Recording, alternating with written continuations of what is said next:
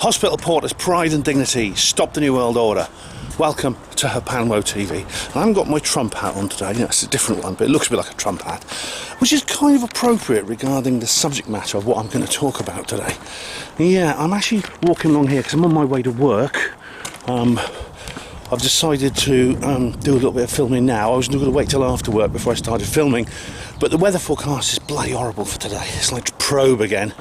So I'm going to film some of this now while it's not raining, basically. Because I don't want to. That will hopefully help later on. If it does start pouring down, I'll have got a lot of footage already in the can.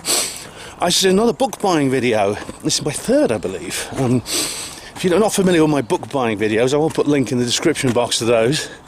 But what I do is, if there's a very controversial book coming out, I will film myself buying it. I think it's kind of the mischievous and provocative part of me that does it. This is the reason I want to make these videos. I suppose I want to go into a bookshop and buy a very controversial book, or even better still, ask the service personnel in the shop, in the bookshop, the booksellers, that's the word I'm looking for, ask them if I could order it. And I've done that with Milo Yiannopoulos' book and with Dr. Jordan Peterson's book. This is another book that's come out, which again is controversial. And so I'm going to go into a shop and I'm going to buy it. I'm going to buy it actually to read myself, but also it's actually going to be a Christmas present for my brother, which I can say. I mean, he probably would be offended if he thought I was buying him second-hand Christmas presents, but I know he doesn't watch my channel, so it's not a problem. I can say it. The book is called The Madness of Crowds. What's it called? Oh God, what's the whole title? You know what? I haven't written down the whole title of the book. Damn it. I'll come on to that anyway. When I get home and I do the studio stuff, I'll tell you what the full title of the book is called. Sorry, I'm not exactly Steven Spielberg, am I? No, I am.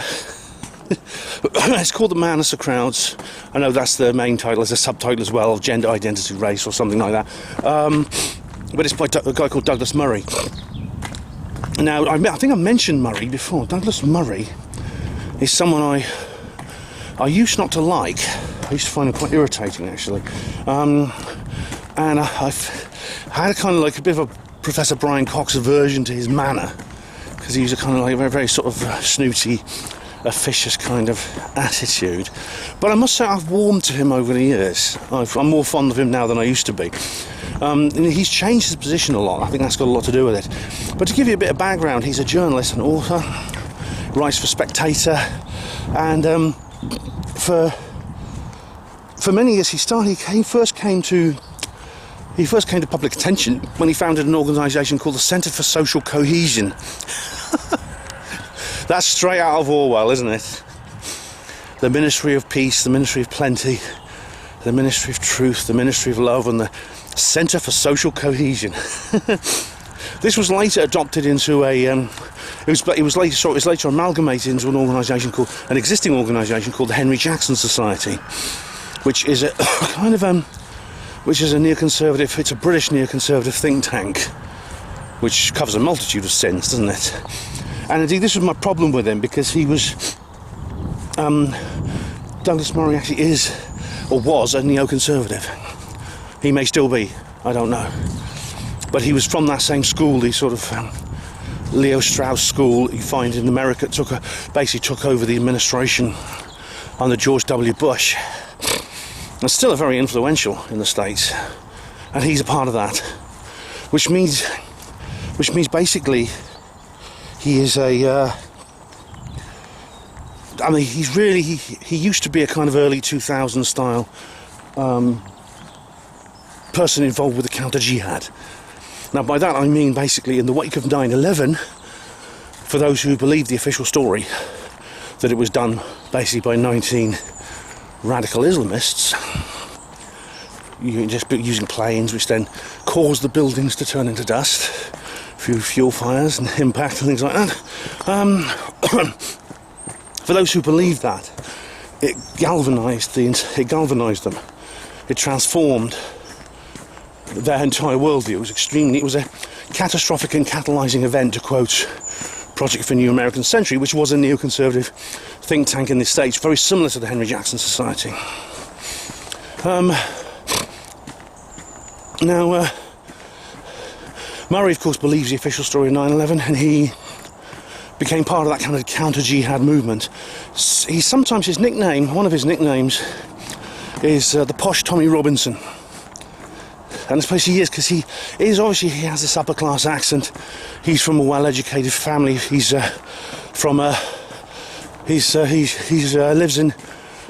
grew up in England, but his family is Scottish, I believe, and he's from that kind of like aristocratic, Anglo-Scottish kind of like establishment.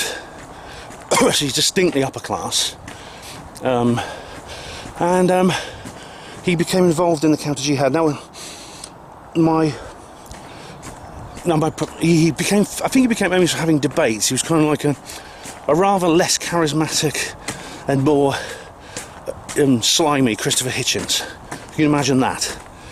A guy who's slightly less erudite and rather more sort of wimpish. Imagine Christopher Hitchens, slightly less articulate and rather more small and feeble. That was what Douglas Murray was like. He used to go onto TV debates with people.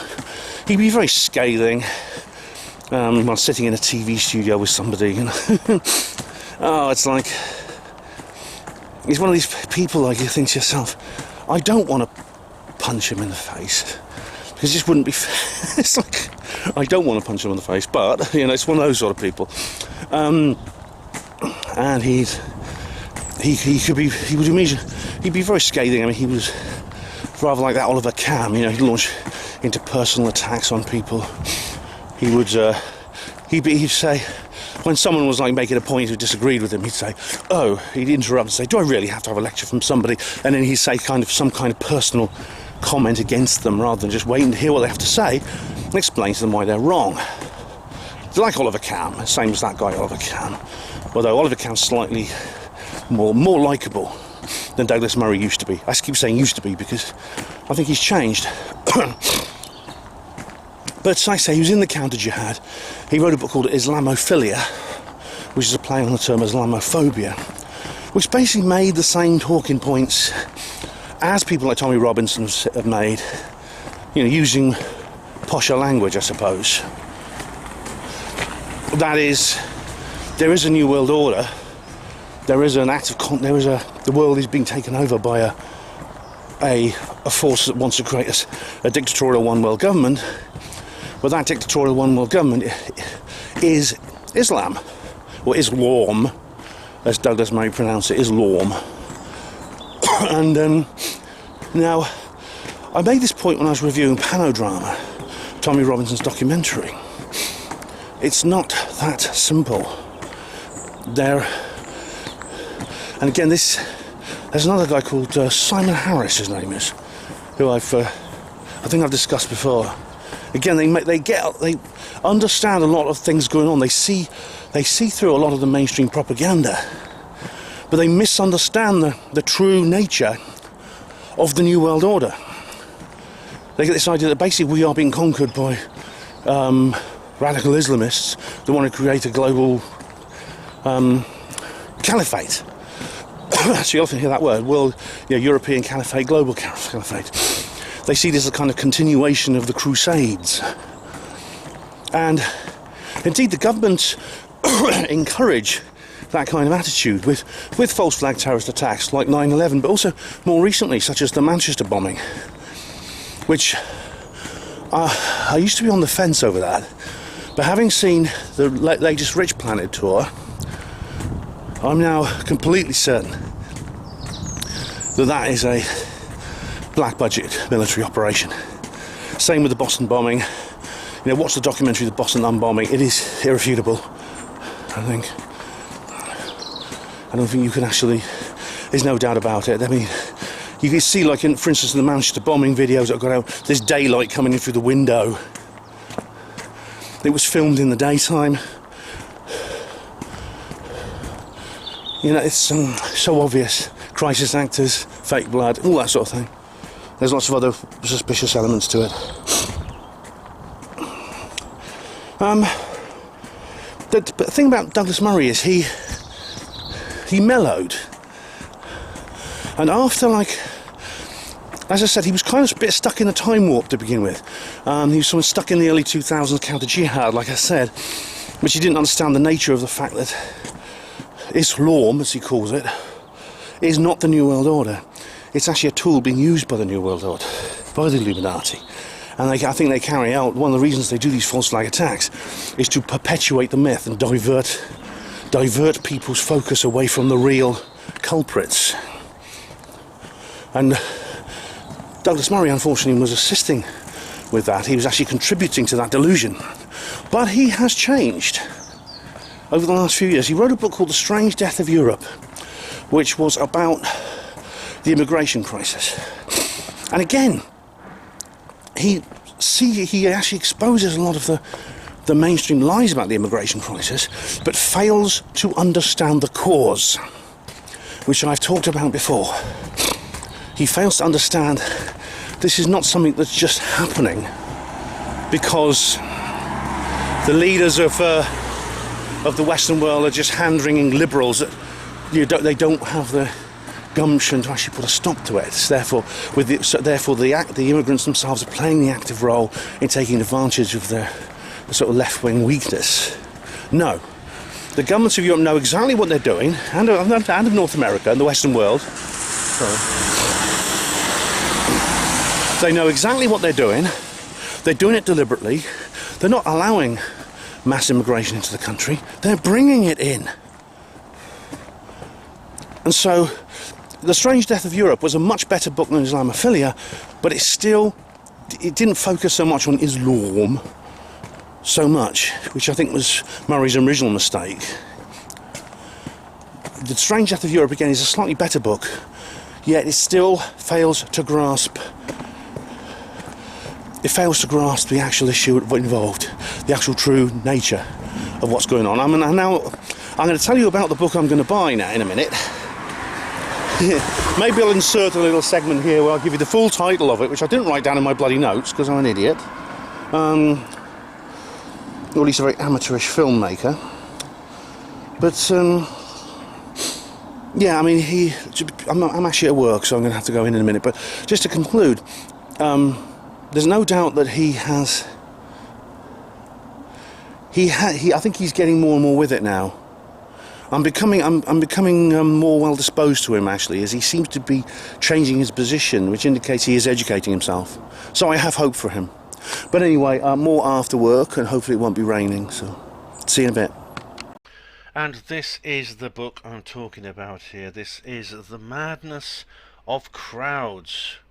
The Madness of Crowds, Gender, Race and Identity by Douglas Murray, internationally best-selling author of The Strange Death of Europe. You know, this is the book I'm talking about, which I couldn't remember fully. I'm sorry about that. I didn't have it noted down. This here is, as you see, is Dougie himself, and interesting chap whose opinion I've changed an awful lot. I've changed my opinion of him an awful lot over the years. So I'm curious to see where he's going with his latest revelations in his latest output. Okay, well, I have finished work for today.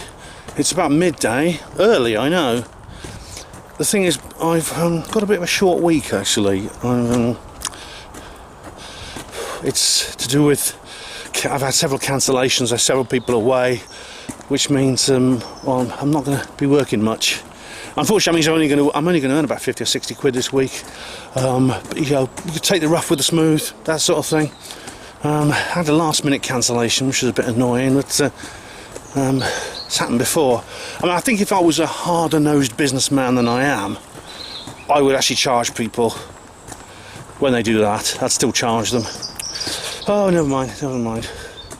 I'm now heading for Oxford City Centre now, because I've got to go and buy Douglas Murray's book, which is The Madness of the Crowds, and etc, etc, etc. And after all that fuss I told you about the weather forecast and everything, well, it's the sun's trying to come out. Not only is it not raining, but I think we might get a bit of sunshine, you never know. Yeah, so Douglas Murray's book. Now, as I was saying earlier, Douglas Murray's changed his tune a lot. I warm to him a lot more than I used to. I consider him a much better quality journalist and researcher than I used to. He has not formally denounced any of his previous views on Islam and the counter-jihad that I was talking about, which means, as far as I know, he still believes these falsehoods that he used to. But despite that, this new book is very different. I first got he's been much more. What's happened is Murray has become much more focused in the last couple of years on the issue of free speech. He's always been a very, very staunch advocate for unconditional free speech, as have I. So, for example, he did something very, very good actually. There was a Erdogan is the Prime Minister of Turkey, and he actually had a journalist jailed. He actually had a journalist jailed and put in the prison. And this was for writing an insulting poem about the president, or the Prime Minister Erdogan himself. So as a result, Erdogan jailed him.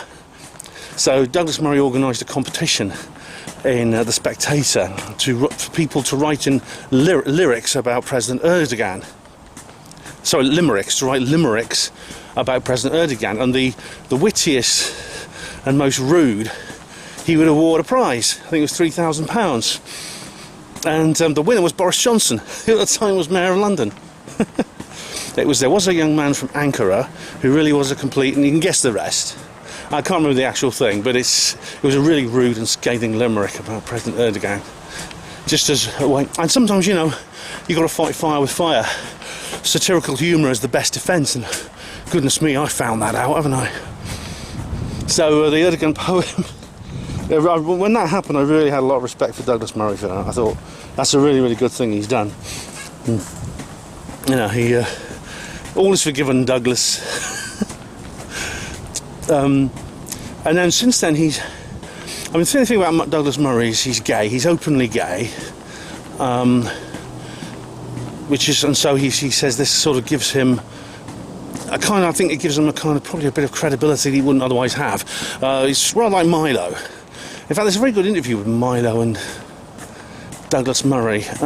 Just a short interview, but this is because of Owen Jones. Owen Jones, as you know, is also a journalist. He's also gay, like Milo and Douglas Murray. And he stormed out the TV studio once. And this actually was an interview in which they wanted Douglas Murray to appear alongside him to have a debate, and Jones refused because he didn't want to share a platform with Douglas Murray. And as Douglas and Milo said, yes, he's in favour of gay rights, but we're the wrong kinds of gays. And that's true. That's true. And I think that's this interesting sort of way to put about it. Now, I should also point out Douglas Murray describes himself as a cultural Christian. This is something, again, this is a completely post-9/11 phenomenon. But you have people like Christians, atheists, etc. like that. But recently you have people who are former Christians or have never been Christian and are atheists, describing themselves as Christian atheists or cultural Christians. Now this, I think, is simply a way of saying that they're not Muslim. I think that's really what it means. It means it's a way of saying that they are kind of in favour of Christian civilization. What they see is the Christian influence on Western civilization. They support that, even if they themselves do not believe in God. Now, another well-known cultural Christian is Stefan Molyneux. He's still an atheist. He's always been an atheist. He still is an atheist. Yeah, he did a very interesting video a little while ago called Why I Was Wrong About Christianity. Now that's interesting because it is true he's changed his tune about Christianity enormously. He used to be very much against it. He used to take kind of almost the Dawkinsian line of religion and religious belief. But since then he has become far more favourable towards Christians and Christianity, regardless of the fact that he himself has not shifted in any way his own beliefs regarding there's a car behind me, regarding the existence of God and the divinity of Jesus, etc., etc. So this is kind of like what... just pause for a moment, there's a car behind me. Seems to be going a bit slow. I was just checking it wasn't some kind of curb crawler. These things do happen. Anyway, so Molyneux is like his cultural Christian. And again, it's kind of like a response to radical Islam. I think cultural Christianity and Christian atheism is kind of like part of the counter-jihad. It's a more subtle and less decisive version of the counter-jihad. So it makes sense that Douglas Murray would call himself that. He actually used to be a practicing Anglican. He went to church, and I think from when he was a child. At one point he lost his faith, he became an atheist. Now he's a cultural Christian. It's strange journeys we go on through life, isn't it? Molyneux was an atheist. Molyneux's always been an atheist. Now he's a cultural Christian too. Now, several people put in the comments section underneath my video about Dave Cullen. Now I do really like that video. In fact, I've already made a note to put it into the description box. Put a link into the description box for that. I made a note to do that. So I do make some notes and put some notes down, don't I? I'm not completely and utterly incompetent as a filmmaker.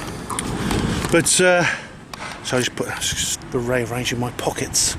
Some people say, well, that's all Dave Cullen is. Now, Dave Cullen is different. Now, Dave Cullen, Computing Forever, he made a video called The God Pill, My Journey Back to Christianity. And it came to my attention, and I do follow his channel, but it came to my attention when Kevin Logan made a rather disgraceful review of that. He and Christy Winters did a very disreputable and unfair review of that particular video, and I made a review of their video. And if you want to watch that, please do. It's one of my favourite videos actually of recent times, and I'm very proud of it. So there's a link in the description box to that. Now, the thing about Dave Cullen, Computing Forever, is in his case, people say, well, that's what he's done. He's become a cultural Christian because he's part of this, anti-SJW sort of movement. But no. In Dave's case, his conversion to Christianity is more literal. He has literally regained his faith in God.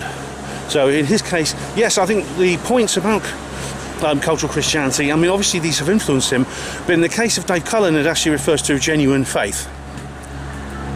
He's a true believer. He has become a true believer. And what's the bloody hell's happening? So my phone's doing weird things. Sorry about that.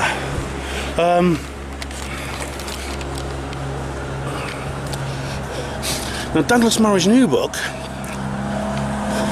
from what I've seen, I've listened to some interviews, is an indictment of cultural Marxism. That's what it is, basically. It is an entire just demolition of this establishment, this hegemonic establishment of political correctness, the social justice warrior phenomenon, and things like that. And when I say hegemonic, I mean it. I mean, these things are establishment. The people who believe in it will try to convince you, and indeed they will convince themselves that some kind of rebellion against the man, when in fact they are the man, they are the empire. They have their way. The Western world has become theirs, and the response to that is channels such as Computing Forever, Sargon of Akkad, and others like it. And this book, I think, seems to be about that. Although, I mean, he tackles one issue at a time. He has a chapter dedicated to various things, such as of all kinds of identity politics. For example, race baiting. He has a chapter on feminism, on the trans issue. He just chapters on all these things. I mean, I only know this from listening to interviews. I haven't read the book, but it seems that he's. I mean, I know his views on these things because he's spoken out about them many, many times. And Douglas, it's noisy here. I'm sorry.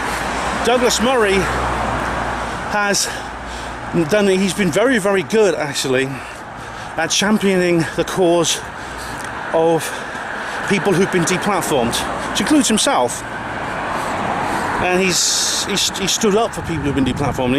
He says really that it's getting to insane levels. That this hegemony, this SJW dictatorship, has decided to stop its views from being challenged, not through rational debate, but by silencing one's opponents, by ensuring that no one can hear them speak, depriving them of a public voice. And this is, you see it in things such as, well, what happened when President Trump visited the country, and the fact that I was attacked on the street, as you saw, had my hat stolen, I was beaten with a rolled up newspaper, simply for defending President Trump during his visit to my country. I got off quite lightly there compared to some people. And there's situations such as, for example, Murray has talked about this.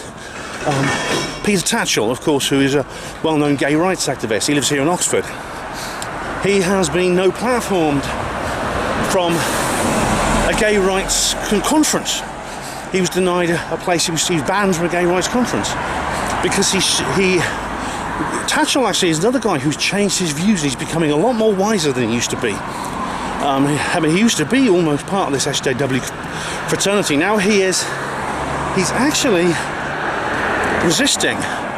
He wrote a very interesting speech, which he actually gave. He delivered a very interesting speech called "What's Wrong with the Left," and I do recommend watching it. Now, he doesn't go far enough. He talks about the left with a kind of an affinity of an insider who's just gently trying to correct where he believes his fellow leftists have gone wrong. He doesn't go as far as to say, well, actually, the whole thing is a nonsense anyway. That whole worldview is wrong, and it's unjust. It's stupid and it's unjust. He won't go that far. He says he believes it can be saved. He believes it can be reformed. Probably, as time goes on, if he's got any sense, he will realise that it can't be reformed because it has fundamental. It's not just where a few mistakes have been made. There are fundamental, logical, and ethical contradictions within it, which is very interesting. And I think he came to this experience from being deplatformed, and this is why the SJWs are actually alienating people who would otherwise be their allies by deplatforming them. The reason that he was deplatformed because of the Belfast bakers. Now, do you remember the bakers in Belfast who refused to bake a cake for a gay wedding because they didn't approve of gay marriage, and the two men who wanted to get married took them to court. And the gay rights establishment was horrified when none other than Peter Tatchell defended the bakers. The reason was because he said he believed they had a right not to bake that cake if they didn't want to. In the same way, so it's a bit noisy here. One moment, ambulance coming.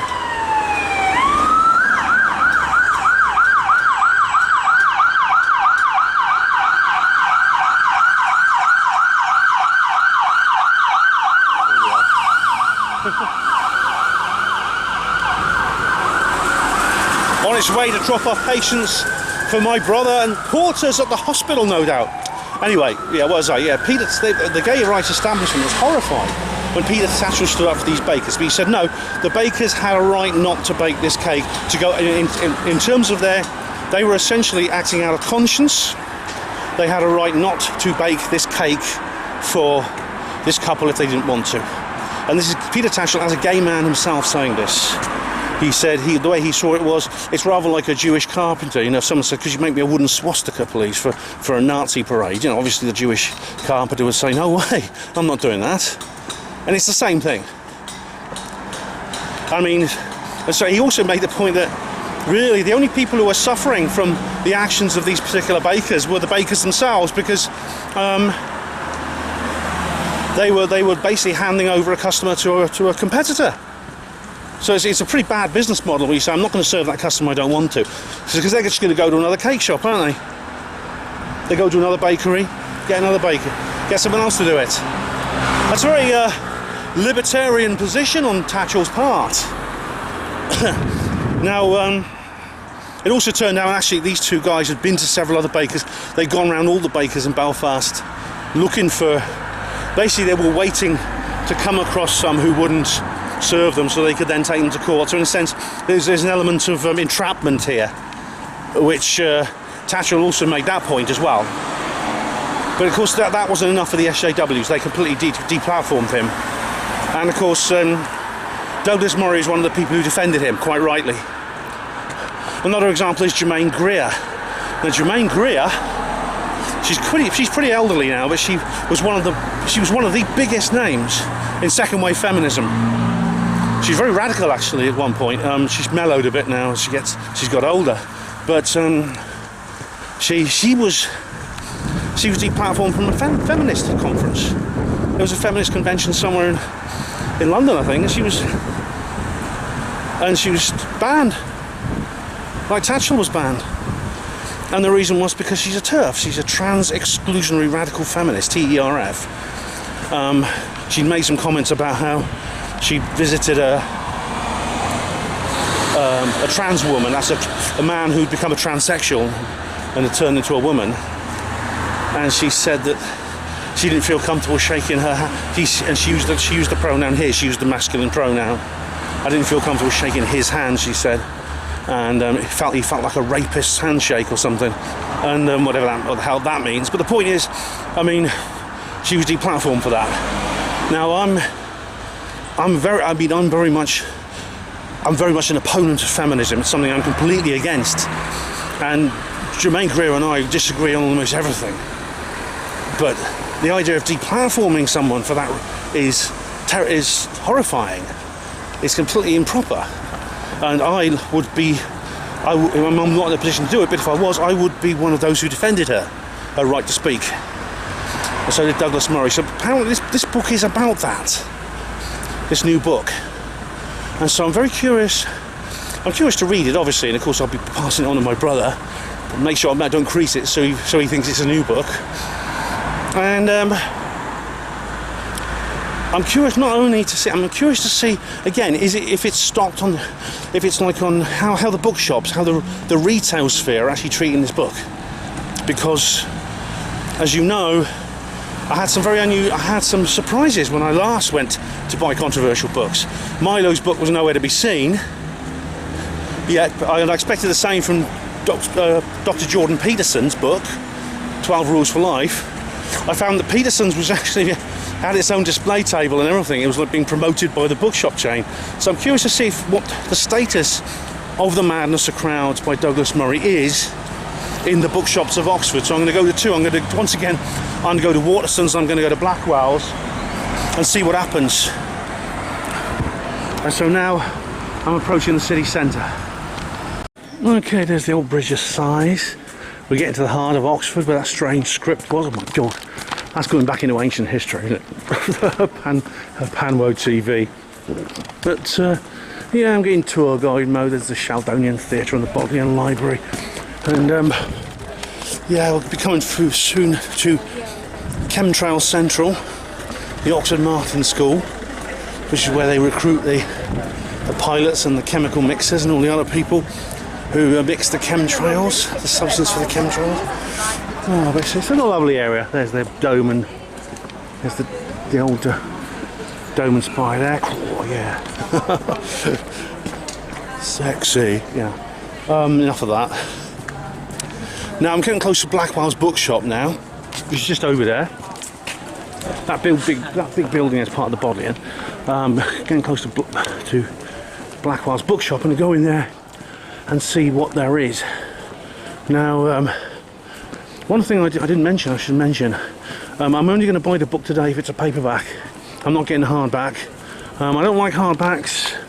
The hardback books are more expensive and they're more difficult to handle, and they take up more room on your shelf, so you don't have as much. They're harder to store as well, so I'm not going to get the paperback, even though I'm not going to get the hardback, even though I do intend to give it away as a present eventually.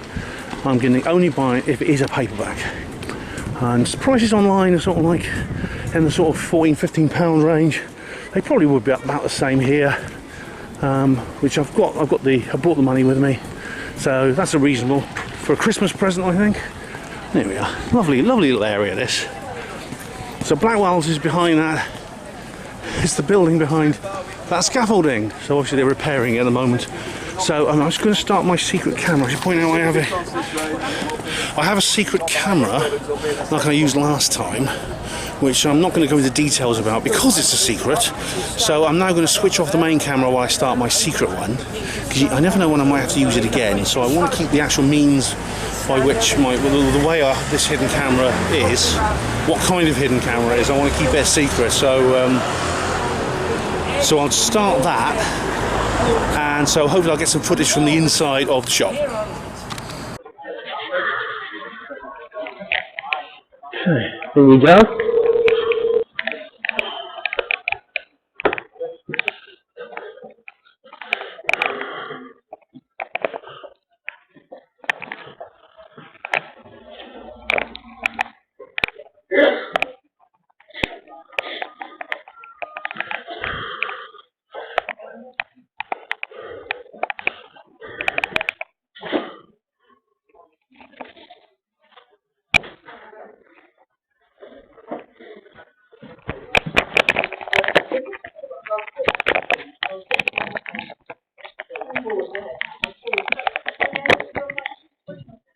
Hardbacks here.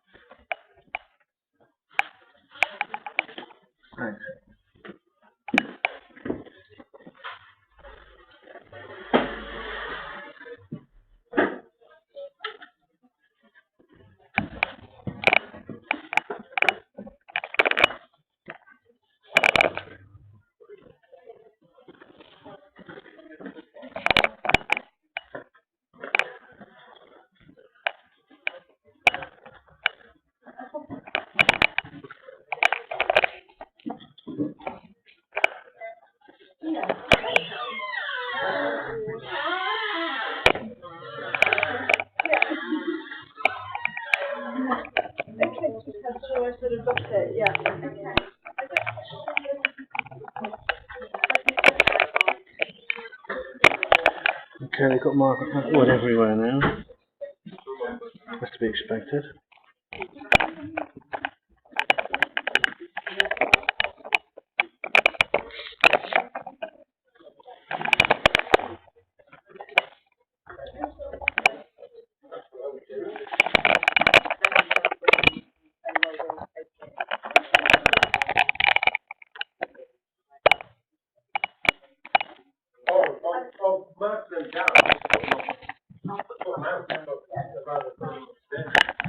Oh, that looks interesting.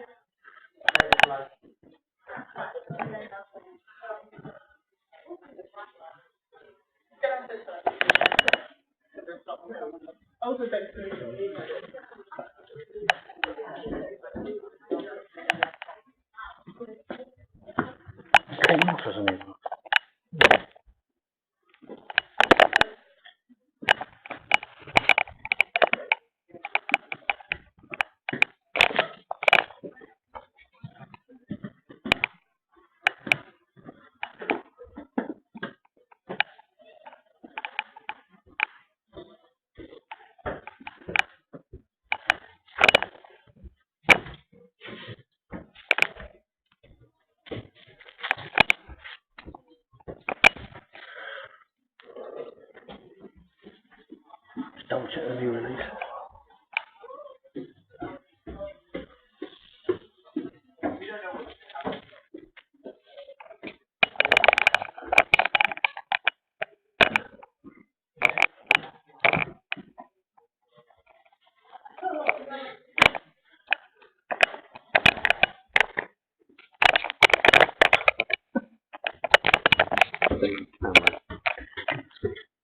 Oh,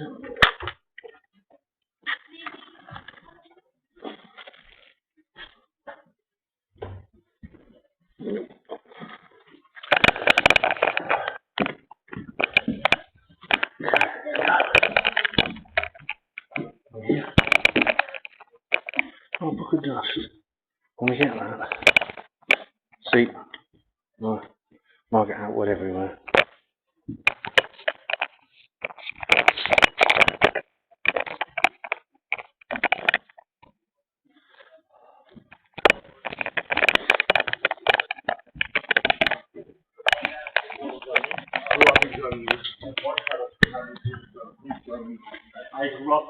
Well, I've been inside the shop, and as you saw there, assuming that the footage, the camera worked, you got the footage I was looking for. No sign of it anywhere. No, not a peep. I mean, you have, like, I'm just looking at the display at the front now, the window display. David Cameron. For the, oh my God, how many people are going to read that? Oh, Richard Dawkins, Outgrowing God. Oh, Outgrowing God. Oh yes, that's right. Another of these new atheists, and nothing new at all. And you see, and I noticed this, I made a point in there, Margaret Atwood is everywhere, you see. You get a free rag. You get this, whatever, when you buy this new book, The Testaments, there's the Handmaid's Tale TV series. Oh, Edward Snowden's books there too. Let's have a look over at this side as well and see what's there. But as you can see, it's interesting this new release is nowhere to be seen. Now, Philip Pullman's Book of Dust, I love Philip Pullman, so I've got to get hold of that at some point. There's Margaret Atwood again, and let's just have a quick look at this one. Maybe you spot these, and maybe you can spot it and I don't, but I've had a look through. I can't hang around forever, can't see it. Let's have a look at this display over here. No, that's not as real, I think. Okay.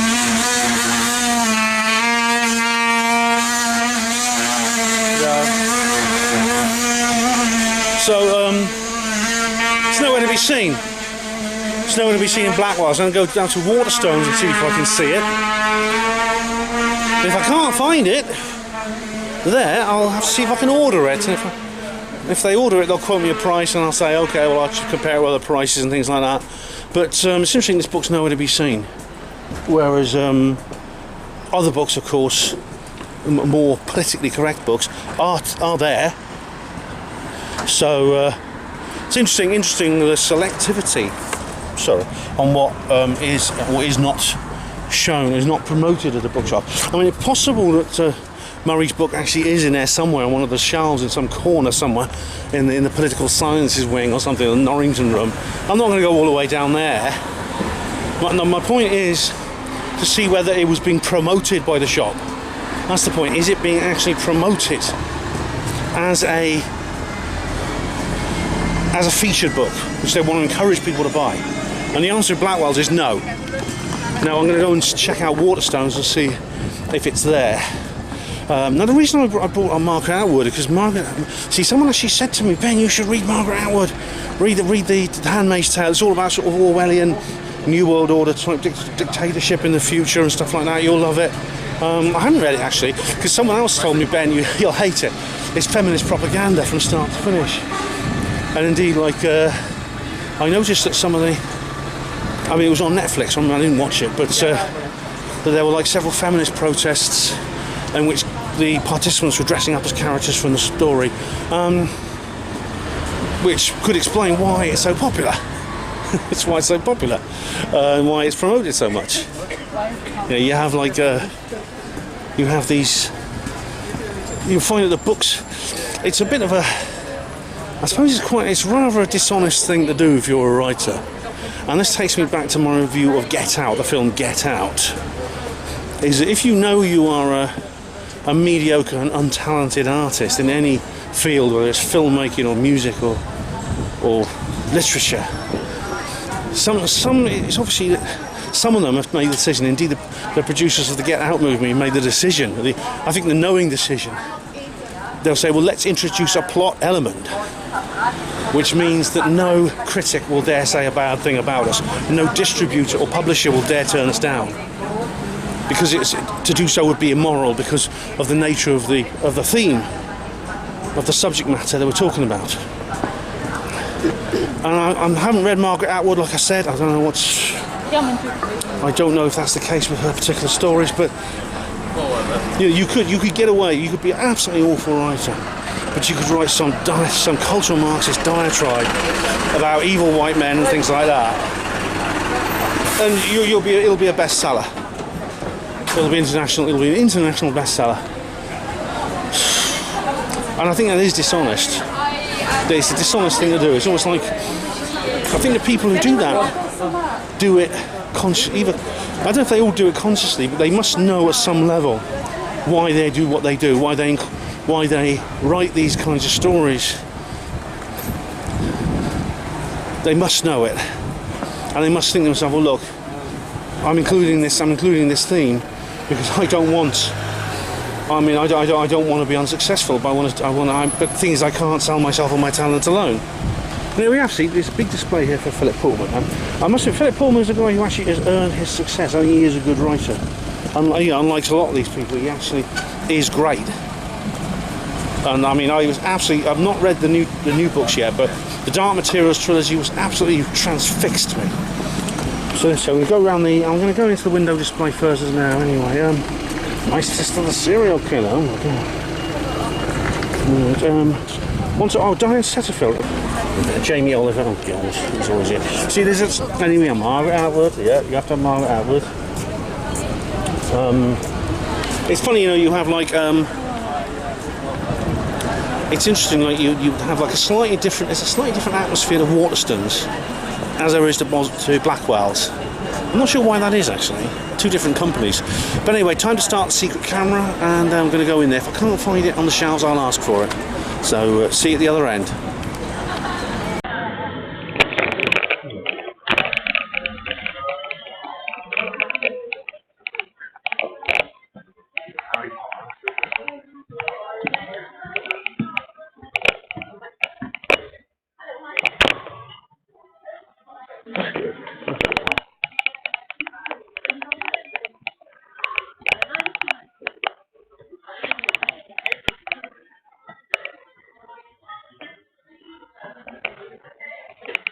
That's very good. That's a very good book.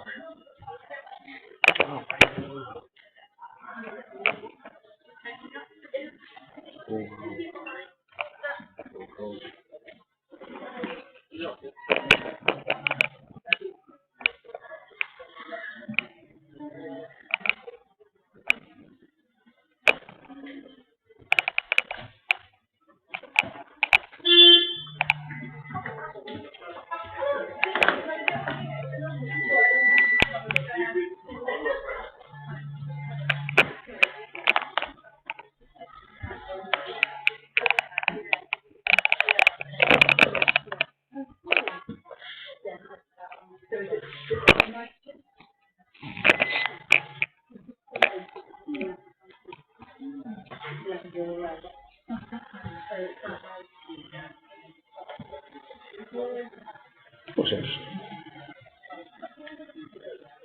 Non-fiction. Under pressure, yeah.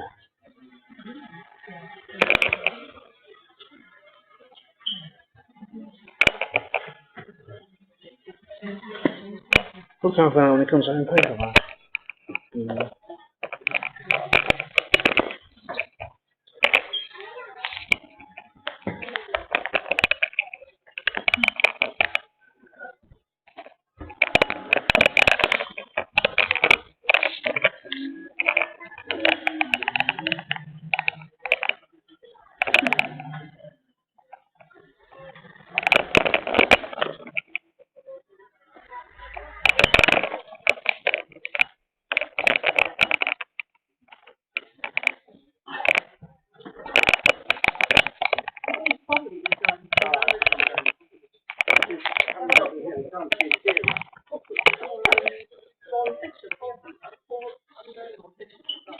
Oh, right. Yeah, I'll come back anyway. Okay.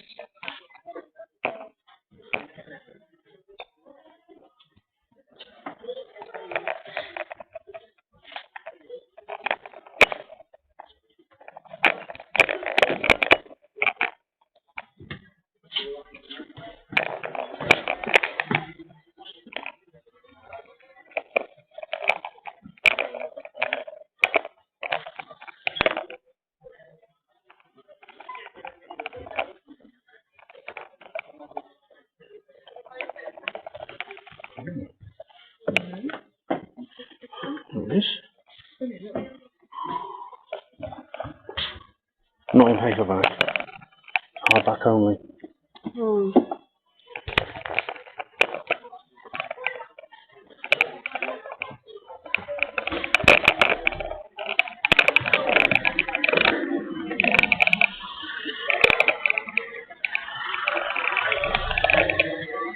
Margaret Atwood again.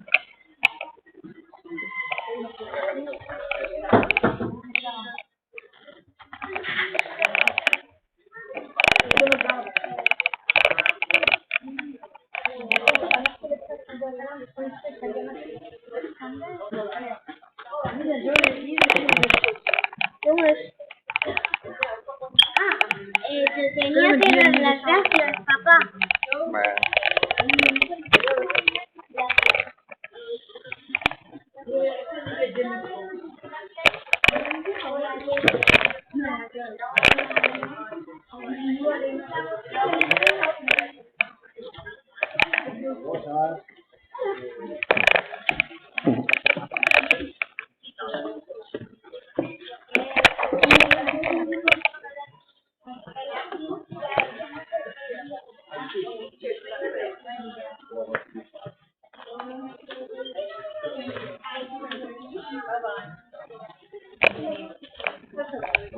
Hello there, hello. Yeah, I've literally got a copy, I've got a hardback copy of The Man Who's a Crown called Douglas Murray. I was wondering if it's available in paperback. It's Douglas Murray, right? It says Douglas. I think that one just came out, and we don't have the paperback. Not paperback, yeah. Okay. No worries. Do you know when it will come out and release as paperback? Okay, let me have a look. Is it this one? The publisher something? Yeah. Yeah, The okay. publisher something about it? Okay.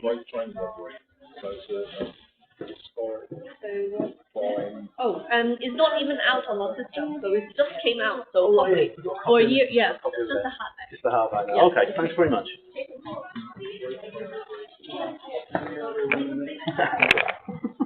Have a look at this.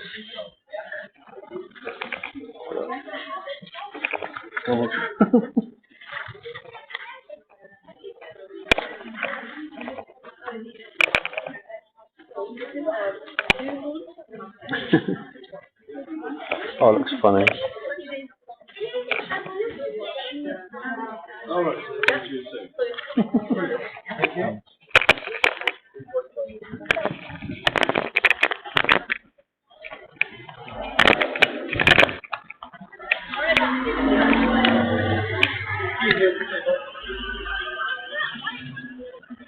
Hey, I'm out of the bookshop now. I just wanted to say how disgusted I am by the service I was provided with. I mean, that woman was so courteous, she was so friendly, she was so professional. I mean, don't these booksellers know that they have an obligation to employ staff who are triggered and go and scream and jump up and down with rage at the very mention of any politically incorrect book for the amusement of their clientele? Really, I'm going to write in and complain to Waterstones immediately. Okay, I'm heading out of the town centre now, Oxford City Centre rather. Now, well, as you see, Waterstones do have it. And they've got it on their sort of featured new release, new non-fiction release shelf. But it's only hardback, it's not paperback, so I'm not going to grab a copy yet. I'm going to wait till it is paperback. Unless it gets close to Christmas and the paperback still hasn't been released. I reckon they will release the paperback before Christmas because they want to cash in on the Christmas sales. Which reminds me, I have to do something similar for my books. So I won't be reading that book today, but I'll continue looking at various interviews that the author has had since the book's release, and I'm wondering if it will be what it'll be like, because I mean I've been very impressed with those interviews, and it reminds me actually of Dr. Jordan Peterson, who I've already spoken before about the admiration I feel for him and what a lot of good he's done. He's brought he's brought such relief to people. I'll explain what I mean. He's talking about cultural Marxism. People think, well, I'm not affected by cultural Marxism. It doesn't bother me. Well, maybe you are and don't know it. If you ever go into a cafe and you say, could I have a cup of black coffee, please? And you pull yourself up, even if it's just for a moment, and you think, have I said something racist? And if it's a black person serving you, you might feel guilty. You might think, I've just committed a hate crime against that person. In fact, all you've done is asked for a cup of coffee with no milk in. Yet, according to the logic, or lack of the illogic of the cultural Marxist-dominated world, you have committed a hate crime. And Dr. Jordan Peterson has pushed back against that in a way, which is why he is so loathed and so feared by the establishment. And then maybe Douglas Murray and his book are the same. I don't know. What cultural Marxism does, why it's such a destructive form of mind control, is it takes a group of people and it says, you are a victim. You are a victim of oppression and abuse and exploitation by this other group of people. That's what it says. And the only way you can be free is to resent and hate that other group of people. And if you happen to be that other group of people, then they'll say you are an oppressor and an exploiter. And the only way you can free yourself is to rid yourself of the inherent nature of your group. And you have to hate, and this essentially means you have to hate yourself. You have to hate the attributes of your own group. It's no coincidence that cultural Marxism has emerged in society at the very same time as other issues such as climate change, 9/11, all these other drives towards authoritarian and internationalist government have come about. Because what cultural Marxism does is it breaks down bonds between people. It destroys, to use that Orwellian term, social cohesion. And it encourages wives to hate their husbands, husbands to hate themselves, mothers to hate their sons, daughters to hate their fathers. Your friends to hate, people who were your friends will turn against you because of cultural Marxism, because they're told that you're evil. And if you think, oh, no one tells me that, yes, they do. And it's in every university and in schools now. It's if you look at the SJWs, I mean, what's the most common profession of the SJW? Teaching. They are university lecturers, they're school teachers for the most part. And this comes from the highest levels through the local education authorities, through the university, for the academic world. This is how it's happening. It's being fed to us, especially young people, this evil nonsense, these lies, this is destructive emotional manipulation. And it has to stop. It has to stop. I mean, there's even a pamphlet I saw once, how to cope with white guilt. And it's like, I don't know any of the kind of people to read this sort of thing. Even my dad, who's much more left-wing than I am, he balks at this kind of thing. And if anyone ever tried to sell me that, I'd just say, look, I don't feel any white guilt. It's something I deliberately avoid because I think it's a very destructive emotion. I think it's manipulated, misplaced guilt, and it's designed basically to break down everyone spiritually and morally and take over the damn world. That's what I'll say. And I'll go, oh, you're an evil Nazi racist. And, that's always the answer. They just say that. But I know that there are more and more intelligent, well-spoken people speaking out, and the establishment can't keep these people silent. When I went to buy Dr. Jordan Peterson's book, I went into the bookshop expecting not to find it, expecting it to be marginalised the same way that Milo's was. And I found instead there was a display table for it. And of course, there's some people within the truth movement will say, that's because Jordan Peterson is a shill! But no. Come off it. Let's get real. The reason that's happened is because of 2016, because the effects of 2016 and how the establishment basically is on the run. And if Douglas Murray can do half of what Dr. Jordan Peterson has, then he's given us a great service. I'm speaking to someone now who's not yet read the book, so I don't know. I mean, we can go. Anyway, I think the next step is for us to let's have a bit of amusement now and read the reviews. Oh, I've been waiting for this. And so, of course, there's only one review I really need to go to in this particular video, and that is, of course, The Guardian. Yes, this is a review by William Davis of The Guardian. The Madness of Crowds by Douglas Murray, a right-wing diatribe. Book of the day, all right. I must say, actually, that I was slightly disappointed when I clicked on The Guardian. They didn't go to town on it as much as I would expect, and as much as I hoped. You know, I clicked on the link expecting to be completely soaked with SJW tears of outrage, which is how the Guardian normally respond to this sort of thing. But unfortunately, they didn't. They were worryingly professional and worryingly calm and collected, rather like the lady who served me in that bookshop. You know, I felt let down. But it's still a very negative review, and I will go through it. I'll go through it anyway. So, Guardian voice coming up. I should point out, for those of you who don't know or not familiar with my style, the voices I do, the strange voices I do when I'm reading reviews, it's not just for humorous purposes to take the mickey out of these people. It's so you know, it's easy to tell when I'm reading from the review and when I'm doing my commentary. Okay, so I do this Guardian voice so you know I'm reading. Do racism and sexism really exist, or are they just a creation of angry lefties? The bizarre fantasies of a right-wing provocateur blind to oppression? Well, that's a good start, isn't it? So, I mean, I think this is his point. He describes Murray as a right-wing provocateur blind to oppression. Again, it's blind. Again, this is starting a priori. This is what these people do, these cultural Marxists. They start with the unspoken assumption and the irrefutable and uncontradictable assumption that oppression exists. That when you hate one group hates another group, it's justified. That's the starting point. That is the foundational essential which you cannot question. So, and if someone contradicts it, they're blind to it. That's it. And he talks about bizarre fantasies. Anyway, let's go. Let's carry on. Being stuck in a culture war is a bit like being a driver stuck in a traffic jam.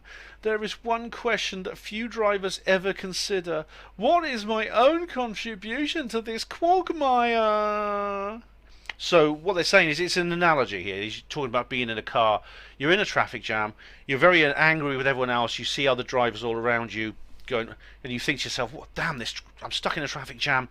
And and you never ever think, well, I'm in this traffic jam. Maybe I'm a part of it too. So that's very with it for the Guardian, I must say. But anyway, he carries on. Psychoanalysis refer to the process of splitting, where the self is unable to cope with its good and bad qualities simultaneously, and so splits the bad ones off and attributes them to other people. The result is an exaggerated sense of one's own virtue and innocence, but an equally exaggerated sense of the selfishness and corruption of others. So I'm trying to make my Guardian voice not sound too much like Neil from The Young Ones. Someone said it sounded a bit like that. Someone said. Now, maybe that's true. Maybe that is a psychological attribute that some people have, and indeed maybe we all have it up to a point. However, the left have it too. Do Guardian journalists have it too? Anyway, here we go. We'll carry on. Populism and culture warriors exploit this aspect of human psychology, reinforcing their comforting but ultimately harmful feeling that any conflict in the world is their fault, not ours. Maybe that's true, but you know, if that's the case, it's something we all need to be on our guard against. And I know he's making a point about Murray's book, which I've not read yet. And I think this may be what he's accusing him of. I think it's actually... But you see, it's something if everyone does, then Guardian journalists need to be on their guard against it too. Guardian journalists might suffer from this splitting too. And indeed, there's a lot of signs in this particular article, in this particular review, that is the case. For example, this guy Davis, he never once refers to the fact that Douglas Murray is a homosexual. He never does. If you could read this and you'd think that Murray's just a straight guy, even though in the picture you could see he looks a little bit, I suppose he does look a little bit kind of like off the fence on the other side, so to speak. But you'd think as if he mentions that Murray is gay, it changes everything. This is why the authorities couldn't cope with Milo, because they were dealing with a gay man who was a critic of mainstream left-wing culture, and especially the so-called gay rights movement. And this is why they're turning against Peter Tatchell now, because he himself has turned against some aspects of the gay rights movement. In the madness of crowds, Douglas Murray sets out to explain why societies are now so characterized by conflict, yet while we see the symptoms everywhere, we do not see the causes. Yeah, well, that's true. I mean, our societies are characterized by conflict, and I mean, as I've explained, this is all part of the plan to make us hate each other, to make us hate ourselves. This is what cultural Marxism is. Murray organises his material into 4 themes: gay, gender, race and trans. You can see where this is heading, meaning that he's some kind of evil, racist, misogynist, Nazi, homophobe. Also, self-hating gay, obviously, because he's gay himself. But, you could, oddly enough, they treat him like that. I mean, as I was saying, Owen Jones said he was the wrong type of gay, and it's kind of where your opinions define who you are. Murray's stock in trade is a tone of genteel civility.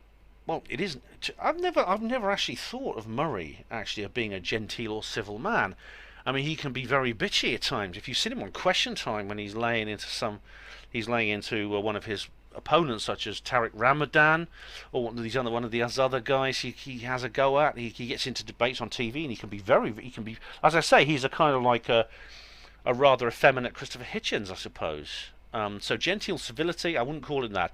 This is how he used to be. He may well have changed. I don't know. He writes gracefully and wittingly. Yes, he does. I mean, I've thought The Strange Death of Europe was, despite my problems with it, was a very well put together book. It was very well written and paced, and it gave its ideas in a very skillful manner. It is journalistic in style. I mean, it's the kind of book a journalist would write. In keeping with his demeanour as a clubbable conservative. What does clubbable mean? Clubbable. I think it means someone who could be in a club or be sociable. Let's Google it and see. What does it mean? Clubbable. Dear me, I need a dictionary. Clubbable. Clubbable. Suitable for membership of a club because of one's sociability or popularity. Oh, right. Okay. So I suppose could you call Douglas Murray that? I suppose so. Yeah, anyway. He carries on. A clubbable conservative who simply wishes we could all just muddle through a little better. Well, don't I? Yeah, well, can't we? I mean, what's wrong with wishing that? I wish we could all muddle through a little better. And that includes myself. I'd like to be able to do that.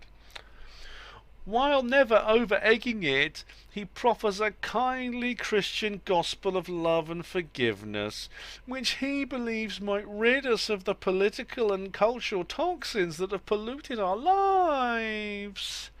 Well, is that a bad thing?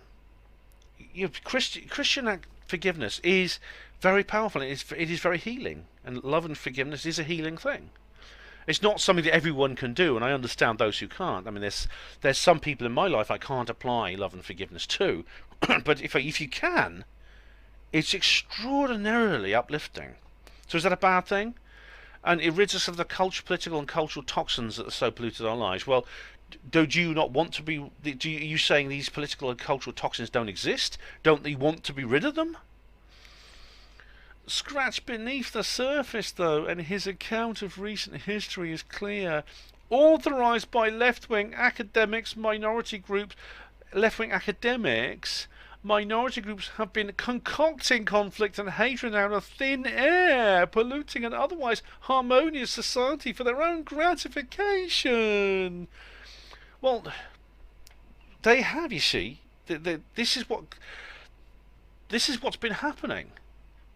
Authorised by left-wing academics. Interesting he puts that in there, because essentially this is what they've been stirring people up. I've spoken to people who've been to university, which I thankfully have never had the terrible. I've had the privilege of never having to go to university. you're led into these gender study classes and these whiteness study classes and these various ethnic awareness classes, and you're told you are a victim. You're told you need to hate. You're told that you are oppressed. You are exploited, and these are the people who are doing it. And even if they're not as in, this other group is doing it to you, and even if they as individuals have never done anything wrong, they share racial guilt or gender guilt and things like that, and they share culpability and do need reparations. And it's always, the word reparations always comes up. The reparations is, whenever you hear that word, run like hell, because it means they want your money. And that's what, the fact that there's money involved is always a suspicious element to this. So basically they're saying that people who've never been slaves need to be paid by people who've never owned slaves, because of some historical disadvantage and grievance. So yes, that's exactly what's happening. They are concocting conflict and hatred out of thin air. I mean, if anyone in the modern world thinks they've got problems, just go back a century or more and see how problems you have then. Go back a century when homosexuals had to live secret lives, when black people really were slaves. You know, where women couldn't vote and women couldn't own property and all those kinds of things. And you're honestly telling me that somehow we still live in that kind of world? Do we?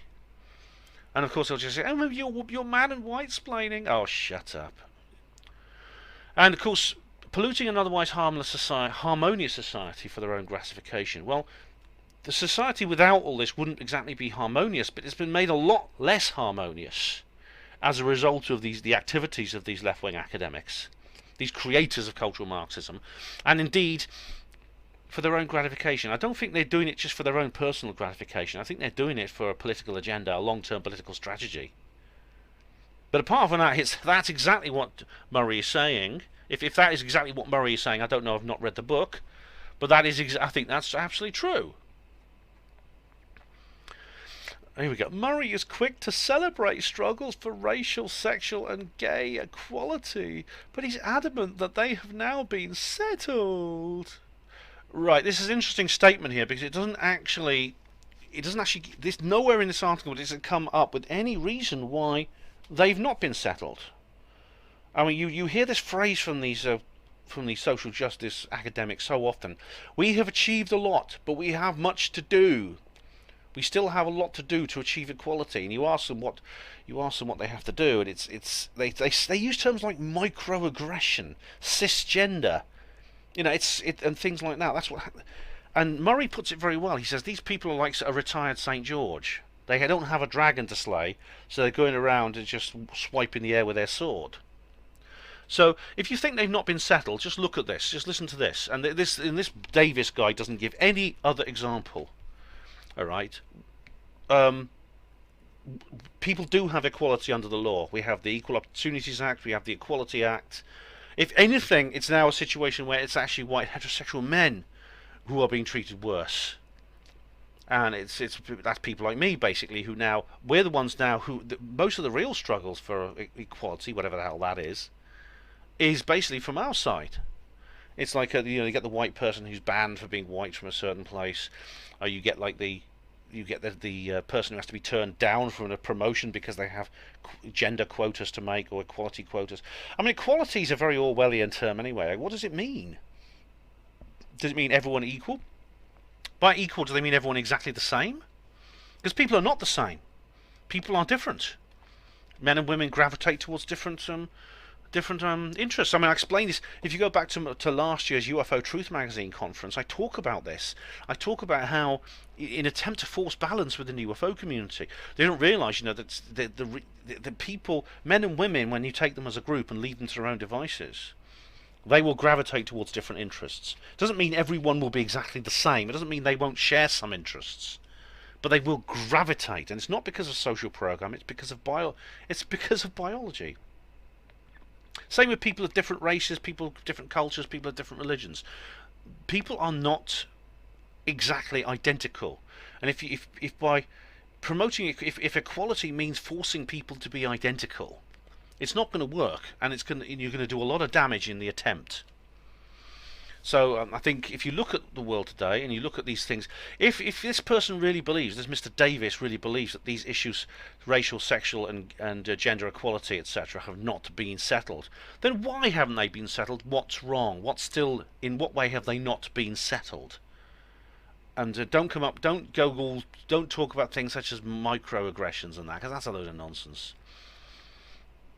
His narrative is roughly as follows. The decline of ideologies at the end of the 20th century created a vacuum of meaning, which was waiting to be filled. I've not actually, obviously I've not read the book, so I don't know that. But it's interesting that, in a sense, in the late 20th century, there has been a decline of ideology. I mean, you see this in politics. Adam Curtis has covered this, in the fact that the politicians are now, there's the power of nightmares, which says that people have lost faith in ideologies, which is why politicians now have changed their role, and they now want us to protect us from nightmares. And in that situation, yeah, it's worrying, and this could be why radical politics, radical religious belief is on the rise in various places. This coincided with the birth of a whole range of critical cultural theories, producing fields of gender studies, race studies, and queer studies. Right, well, that is an interesting coincidence, isn't it? This did emerge at the same time, and again, I don't believe that is. I don't actually believe that's a coincidence. I think probably it's a deliberate cultural programming by people like within the Tavistock Institute, the Stanford Research Institute, Common Purpose, and these other fifth columnists. But they start bringing in these grievance mongers to persuade everyone that they're oppressed and that other people of other groups are evil. And what do you expect going to happen? It's no wonder, is it? Most damagingly of all for Murray was the rise of intersectional feminism, which assumes that different types of oppression, especially racial and patriarchal, excuse me, tend to intersect and then reinforce each other. Well, that's exactly what has happened. I mean, feminism has gone through waves. I mean, Germaine Greer, I was talking about earlier on, is a second wave feminism. Now we have intersectional feminism, which includes transsexuals, and you have black feminists are superior to white feminists because they're more oppressed, and the white feminists are privileged and things like this, and all this kind of nonsense which Dr. Jordan Peterson so eloquently and effortlessly just eviscerates. But this, of course, has led to, it's they do reinforce each other, and you'll find that these people tend to associate only with themselves. For example, I mean, these are kind of people who wouldn't be able to bear to sit in the same room as me, or Murray, or Peterson, or any of these other people. They denounce people like us as literally evil, as they dehumanize us. And indeed, they've started to dehumanize each other. I just want to show you something quickly. It's related to something which happened earlier. Have a look at this. Here's an example of what the kind of thing I'm talking about here. It's on just over Queen's Lane here. Turf's out. Now, remember I was referring earlier to trans-exclusionary radical feminist Germaine Greer. That's a part of it. Now, the thing about cultural Marxism is what it will make is you have to. It's all so much the same. There are no real divisions, as David Icke has said. That you have to invent them. You have to create artificial divisions. And since this is a part of it, this is, in a sense, is another part of this culturally Marxist engineered conflict. As I was saying earlier on, this is why Germaine Greer got banned from a feminist convention, because she's one of these turfs. And it's something that it's a brand of stupidity that, believe it or not, I don't think people 20 years ago would even understand. It is definitely a second decade 21st century thing. It's new, but it's taken by storm. I mean, obviously it ties in with older forms of cultural Marxism, but it is, in its essence, it's very unusual, it's very new, it's very unique. That's a good example of what I'm talking about now. I mean, this has now become so awful that the search, St. George's quest for a dragon, has gone so bad is they're starting to see dragons in themselves. Is in a sense, St. George is now attacking himself with his sword. He's cutting off his own feet and hands in it because he's so desperate for his dragon. He's seeing them within himself. The bitter irony... just checking it's recording. Yes, it is. The bitter irony, as far as Murray is concerned, is that these new theories of oppression arose at the precise moment in human history when actual racism, sexism, and homophobia had evaporated. Yes, this is his point. This is his St. George analogy as well. It's we have, in a sense, in a situation now where a black person can walk down the street next to a white person almost anywhere in the world now, and they have the same rights under law as each other, and the women and men the same, homosexual and heterosexual the same. I mean, I know that the left disagree with that, and they say, no, you evil white heterosexual male, Ben, you don't see it because of your privilege, but it's not true. You haven't taken into account the cisgendering, you haven't taken into account the microaggressions and things. But it is, come on, it is true. And this is this is interesting actually, that these two things have happened at the same time. Anyway, this is a quote from Murray. I'll do it in the Guardian voice, but this is a quote from Murray. Quote, "Suddenly, after most of us had hoped it had become a non-issue, everything seems to have become about race," he writes. "This seems to bug him more than anything else. Among the many despairing aspects of recent years, the most troubling is the ease with which race has returned as an issue." Now, I should point out first of all, this writer does not mention the fact that Douglas Murray himself is part of an oppressed minority, but according to the definition of The Guardian. Why would they keep that from us? It's just an interesting thing they've omitted. Of course, you only have to look up on his Wikipedia page and you can see that he's a gay man, or whatever other word you choose to use. But there's no mention of it in this particular article. I think that is relevant, but they don't want to make it relevant because it changes the perspective from their point of view. They'd much rather, I think they feel much comfortable if Murray was an evil, white, heterosexual, male, cisgender, heteronormative, patriarch. They find it much easier if he was one of these people like me. But they can't. But he's not, and they don't want to deal with it. History, therefore, is much as his fellow neoconservative Francis Fukuyama brashly described it in 1989, ended. Right, this refers to Francis Fukuyama. Now, Francis Fukuyama is an American neoconservative who wrote a book called The End of History, which is it's an extraordinary work, actually. I'd actually have read it. It was written in the late 80s, at the time when the Cold War was coming to an end and the Berlin Wall fell, and there was a sense that the West had triumphed, and that from then on we would enter a kind of equilibrium of almost Marxist nature. It's extraordinarily similar to Marxism, actually, neoconservatism.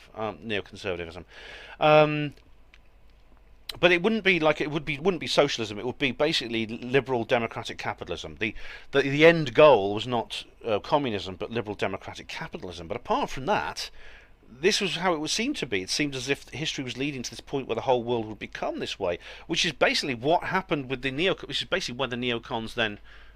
This drove them to write their strategies, forces, and resources, and talk about invading all these countries and essentially converting them to democracy. It's no different from the Soviet Union saying we're going to invade Hungary and put down the capitalist rebellion, things like that. But it's interesting to look at it now. I mean, Fukuyama has changed his views since then, which he'd have to, wouldn't he? Because history, in a sense, proved him wrong. But it's interesting to see that he's an incredible visionary, and to see the world through his eyes at that period in history is an extraordinary experience, I must say. But I don't think that's how Murray sees it. Douglas Murray, I mean, I've not read his book here, but I've not detected that kind of apocalyptic historical purposiveness that I read in Francis Fukuyama. Or rather, it could have ended if it weren't for us troublemaking intellectuals and activists. Oh, is this what Murray's saying? I don't know. You've read the book, not me, Mr. Davis. But is he actually saying that literally we could be living in a democratic capitalist paradise if it wasn't for troublemaking intellectuals and activists? I think knowing from what I do and what I've seen of Murray is something of an exaggeration. If he actually said that in the book, then I apologise, but I've never detected that from before. Murray is quick to celebrate past struggles for racial, sexual and gay equality. Who isn't? Very few people are not. I mean, I know you, Mr. Davis, will say that I'm an evil, nasty, Nazi, racist, fascist, misogynist, conspiracy crackpot. I know that's what you will call me, if you ever watched this programme. But do you actually think I want to see black people in chains picking cotton? Do you think I want to see homosexuals having to meet in quiet cellars late at night? Do you really think I want to see women unable to apply for jobs and things like that, and unable to own their own homes? Do you really think I want to see that? They really do think, you really do think we're monsters, don't you? You really think that? You actually believe that we are, to quote the opponents of Trump, literally Hitler. But he is adamant they have now been settled. Well, as I said, show me how they have not. Questions persist regarding the nature of sex, sexuality and innate ability. What belongs to our physical hardware and what to our cultural software, as he puts it. But these are far better handled by biologists than political thinkers. Well, the nature of sex is very obvious, as it is for all, the majority of species on this earth have a male and female, and that's how we reproduce. Sexuality is a complicated thing. Sometimes some people are homosexual, some people are bisexual. That's the way it is. That's the way it always has been and always will be. And it's not just humans. I mean, there's other animals that can be gay too. Now, the thing about the physical hardware and cultural software is very interesting because, according to the left, there is no such thing as physical hardware. Every form of human behaviour, apart from our reproductive functions, is basically cultural software. Everything is cultural software. If a 2-year-old boy wants to play with cars and a 2-year-old girl wants to play with dolls, it's nothing to do with their biology. It's cultural programming. But then the thing is, the next sentence, but these are better handled by biologists than political thinkers, I think is Murray making this point. That it's not. There is such a thing as physical hardware. There's a reason why girls want to play with dolls and why boys want to play with cars. It doesn't mean there's something wrong. And also, if there's an exception, there may be some boys who want to play with dolls, there may be some girls that want to play with cars. It doesn't mean that those boys and girls are oppressed. It doesn't mean that they're disadvantaged in any way. But you have to face the fact that it's innate biology that makes us that way. Innate, uncontroversial, uncorrectable biology. Even if you wanted to change it, you couldn't. If you try to force a balance in that respect, to use the terminology I used in the UFO Truth Magazine conference video from last year, you're gonna cause an awful lot of destruction. The problem, as he sees it, is that malicious, fraudulent and resentful forces emerging from the universities have refused to accept that justice has now been delivered. Well, correct. I mean, that's in a sense the reviewer is now just repeating the point they made earlier in different language. The reader is assured, falsely, that this is all a vast Marxist project aimed at sowing dissatisfaction and discord. Well, yeah, it's not falsely. I mean, if Murray makes this point, then good, because that's exactly what's happening. This wouldn't be happening now if people weren't taught this rubbish. I mean, feminism is sometimes called racism for the rich, and indeed, this SJW, the SJW fraternity, all comes out of the educated middle classes. This sort of thing. I mean, it's something that I, as a working class man, have been protected from this. I've been cushioned from all this, this is why I see things differently, because I've not had that education. But it is done through a deliberate form of indoctrination of the population. It's a psychological warfare attack. We learn that the doctrine of intersectionality has now swept the world, even becoming embedded in the search algorithms written in Silicon Valley. Well, yeah, because you we'll go onto YouTube now, and they're deliberately, well, they've said it now. Go onto YouTube, go onto Blogger, go onto Facebook. They deliberately changing the algorithms so that you are forced, in a sense, to avoid you to not see certain things they don't want you to see, or make it more difficult for you to see these things, or to stop these things coming up unintentionally. Why? Because tech workers have decided to stick it to people towards whom they feel angry. Well, yes, they have. Yes, they have. In fact, we know because there was a guy called James Damore, who was a senior official of Google, who rebelled against this sort of thing, and he was sacked. He was sacked. It's for this reason, apparently, that Google image searches throw up a disproportionate number of black faces. Alright, I've heard something about this. Now, I must say, I think this is actually not the case. Someone did an experiment. Someone thought they were a bit, because they were worried because they weren't seeing white people enough on Google image searches just for various things. But there was actually, someone did an experiment and found out that wasn't the case. This is something that is actually not for Google's fault. But I heard about it a couple of years ago. I don't think it's the case now. I don't think anyone said that for many years. Maybe Murray puts it in his book. I don't know. Intersectionality is being force-fed to people, encouraging them to seek revenge on white men, and that is why there's so much conflict. Correct. That is precisely what's happening. I mean, have you seen the scene when this guy's walking down the street? It's gone viral on YouTube, and he says, "Oi, you're a fucking white male. You're a fucking white male." And people say, "Oh, that's not hatred. It's not really hatred." How is that not hatred? I call that racism and sexism.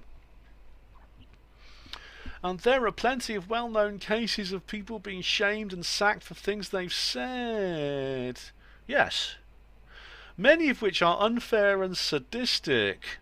Well, if people are sacked for something unfair and sadistic, well, if people are sacked for legitimate reasons, yeah, but people are being sacked, for simply expressing an opinion. I mean, my friend Dr. Nick Colostrum was stripped of his fellowship at the University College of London simply for a study he did, or assisting in a study in a chemical analysis study, and he published his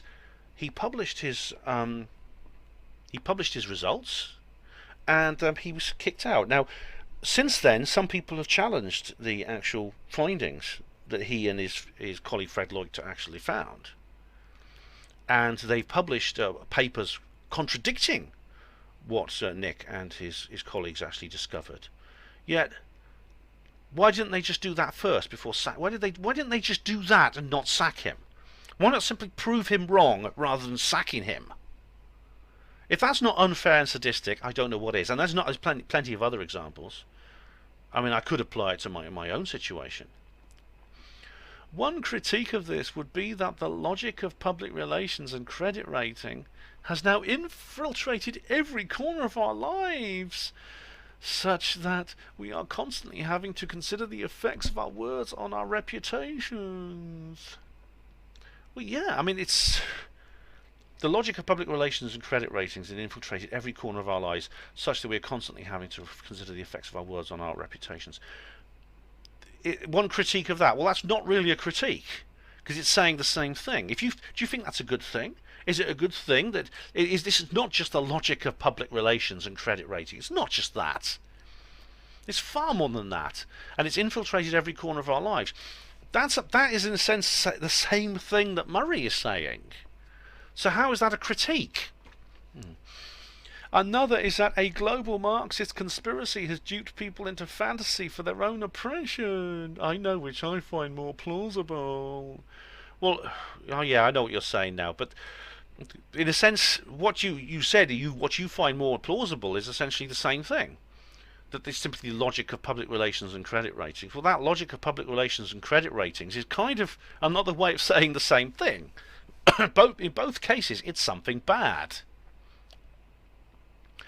Whenever Murray strays too close to any actual oppression, as opposed to the controversy surrounding it, he quickly veers away. Does he? I don't know. I mean, Murray has discussed actual oppression in his various works. So I wouldn't say he doesn't stray close to it. And what are you saying when you say actual? If you by actual oppression you mean somebody like saying something like white people are not evil, or going into the example I use, going into a coffee shop and asking a black person, "Could I have a black coffee, please?" If you call that actual oppression, well then I don't know what to say. I really don't know what to say. His chapter on gender refers to the Me Too claims against Harvey Weinstein, but never to Weinstein or the power structures he built.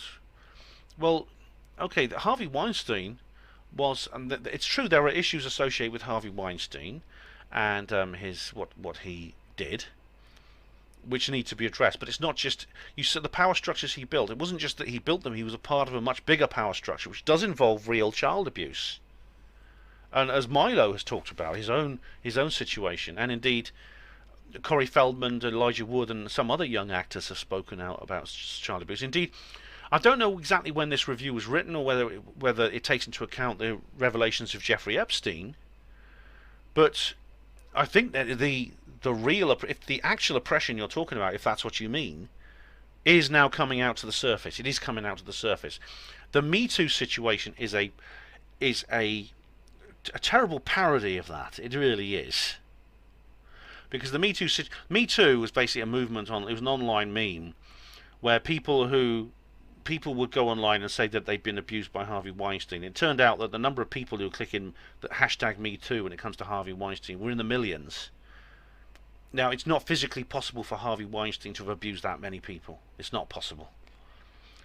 But then they said, no, but people, you have to take every claim seriously. And I thought, well, it's not possible, you see. I don't know if that's what Murray is talking about, but that could be one thing we're talking about.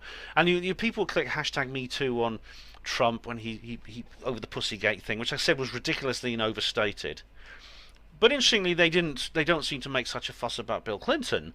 When there's no Me Too claims against Bill Clinton, even though the number of women had been paid off, women who'd alleged a lot of sexual impropriety on Bill Clinton's part, including everything from full rape to just groping and sexual assault and things like that.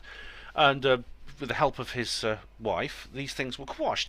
And there's also the much publicised claim of Monica Lewinsky. Monica Lewinsky was a consenting adult, at least. But everyone, why is there no Me Too associated with Bill Clinton? I mean, the Monica Lewinsky thing you could say was a genuine feminist issue, because we have a young, vulnerable, working-class woman who is seduced by a man who's not only President of the United States, so extraordinarily prestigious, he's also an older, more sophisticated and richer man. This is the ultimate example of the Lord of the Manor slapping the maid's bottom. Yet, where's their Monica Lewinsky hashtag Me Too? Nowhere to be seen. That, I think, is why. I don't know what Murray says, but if that's the point he's making, good for him.